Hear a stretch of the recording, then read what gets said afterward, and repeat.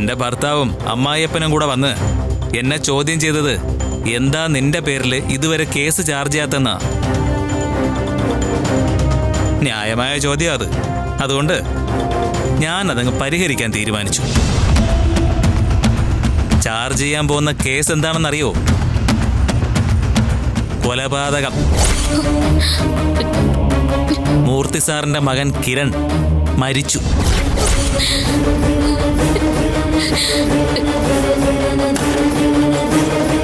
ചെമ്പരത്തിക്കാവിലെ ഉത്സവ ദിവസം നിസ്സാര പ്രശ്നത്തിന് അവന്റെ പിന്നാലെ ഓടിച്ചെന്ന നീ വഴിയിൽ നിന്നെടുത്ത കുത്തുവിളക്ക് കൊണ്ട് അവന്റെ തലയ്ക്കടിച്ചു.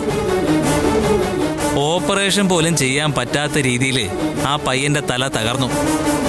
പോരെ, നിന്നെ പൂട്ടാൻ ഇത് പോരെ പൊന്നു മോളെ.